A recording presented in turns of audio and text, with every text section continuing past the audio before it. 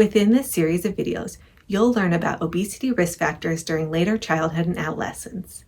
We'll think about how experiences and exposures during these periods shape the development of our health behaviors and weight-related outcomes. We have 3 topic learning objectives for this series of videos. By the end of these videos, you will be able to explain the prevalence and consequences of obesity during later childhood and adolescence, compare data on children and adolescents' diet, physical activity, and sleep patterns to recommendations, and identify areas in need of improvement, and describe key influences on children's and adolescents' risk for obesity. This video will cover our first topic learning objective, which is to explain the prevalence and consequences of obesity during later childhood and adolescence. The prevalence of childhood obesity has increased dramatically since the 1960s and continues to increase for older children aged 6 to 11 years and adolescents aged 12 to 19 years. These trends are illustrated in this figure from the CDC and the National Health and Examination Survey. The x-axis represents the survey year, and the y-axis represents the percentage of children with BMIs classified as obese. As you can see from this figure, all age groups have shown increases in prevalence of obesity between the 1960s and present day, but these increases have been especially steep for 6 to 11-year-olds and 12 to 19-year-olds.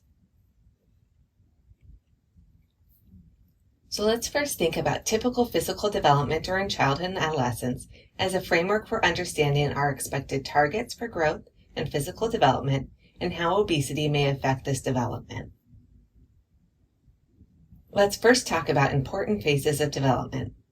Middle childhood is defined as ages 6 to 10 years. This is a time when we see rapid increases in gross and fine motor skills.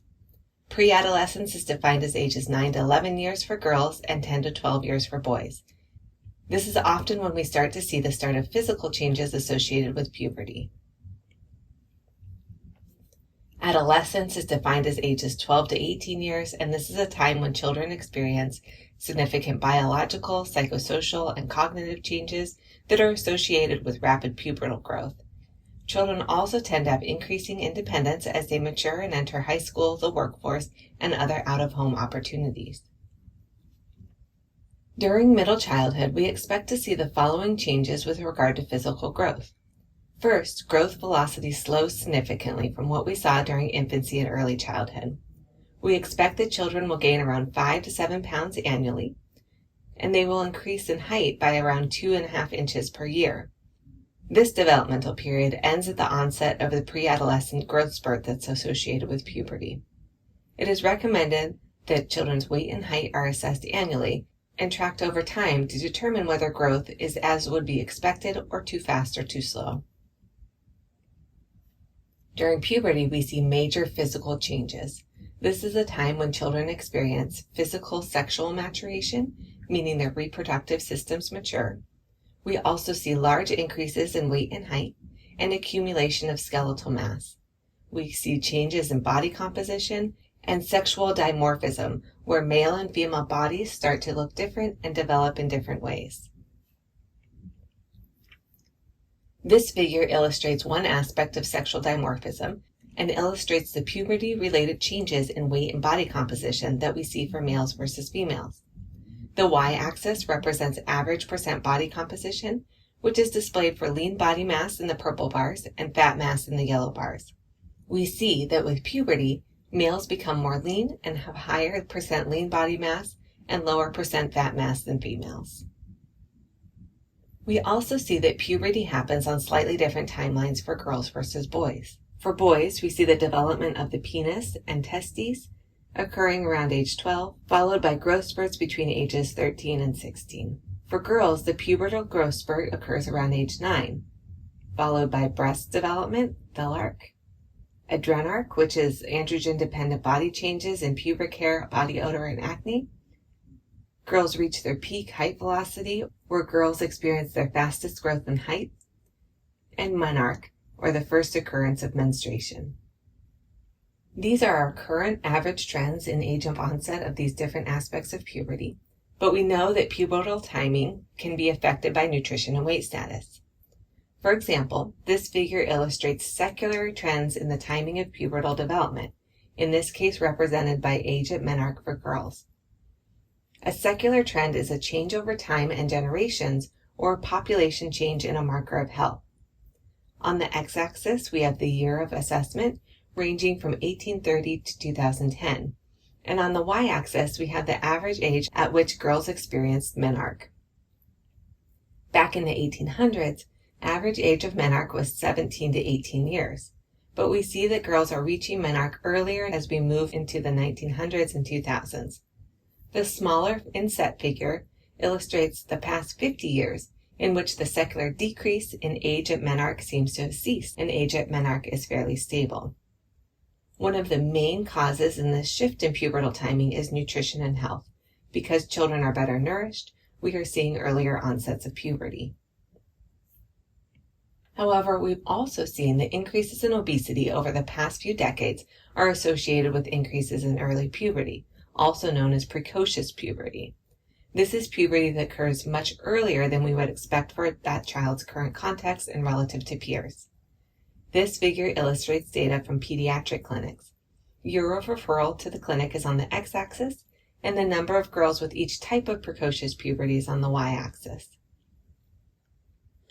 Each of the abbreviations stands for a different type of precocious puberty, and overall we see steep increases in the number of girls who experience precocious puberty in the 2000s. We do have data illustrating that obesity during childhood does influence pubertal timing. In particular, we see that higher prepubertal weight status and higher rate of change in prepubertal weight status predicts earlier onset of puberty. Many studies provide substantial evidence suggesting weight status drives early puberty and not vice versa. The hypothesized mechanism underlying this association is the fact that fat tissue produces hormones such as estrogen and androgens. Thus, when a child has a higher fat mass, they have higher levels of the hormones that trigger puberty, leading to earlier onset of puberty. Overall, earlier onset of puberty is a concern, not a good thing, as it is linked to negative physical and psychosocial outcomes for children.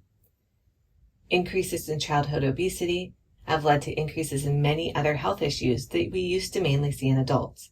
Therefore, we now see that children have these adult comorbidities, or additional complications from obesity, or are at higher risk for developing them. These comorbidities include type 2 diabetes and/or abnormal glucose tolerance, obstructive sleep apnea, asthma, non-alcoholic fatty liver disease, hypertension, lipid abnormalities, cardiovascular and metabolic diseases, reduced quality of life, and psychosocial distress, which is often due to bullying and stigma. We also see that obesity during childhood and adolescence is one of the strongest risk factors for obesity during adulthood. So let's pause here and review some key takeaways. Rates of obesity have increased drastically for children and adolescents over the past few decades. We know that childhood obesity can alter growth and developmental trajectories, and one particular concern is that it leads to earlier onset of puberty and related health issues. Childhood obesity is also associated with many other physical and psychological health issues, many of which used to be fairly limited to adulthood, but we are now seeing earlier and earlier in development. That's all for this video. Thank you for learning with me.